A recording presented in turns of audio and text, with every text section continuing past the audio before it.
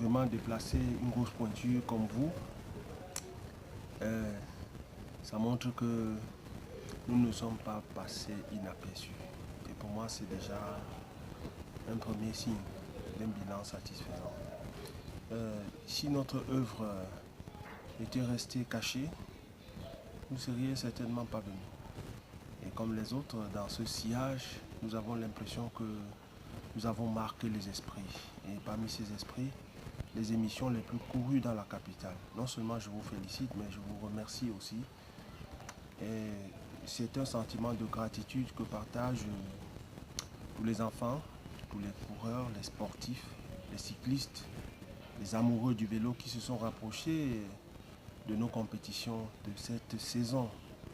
Et c'est une trentaine de courses que nous avons organisées tout au long de l'année. Et c'est un bilan d'une centaine d'adhérents qui sont venus au moins une fois. Et au bout du compte, nous avons terminé à presque une quarantaine du côté de Kribi. C'est un bilan que je juge très satisfaisant. Et il est porteur d'espoir parce que 2 ans après la naissance de cette jeune fédération, nous voici lancés dans un programme qui ne va plus reculer, mais au contraire, il va s'enrichir. Mais avant de l'enrichir, je voudrais m'arrêter sur les temps forts, parce que vous avez parlé de bilan. Le premier temps fort, c'est la conclusion, c'est-à-dire le Grand Prix Bonne Nouvelle.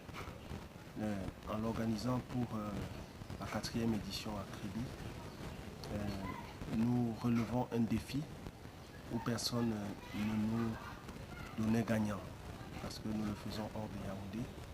Et ma foi, c'est avec la plus grande popularité. Et nous disons merci à toute cette population et surtout aux touristes.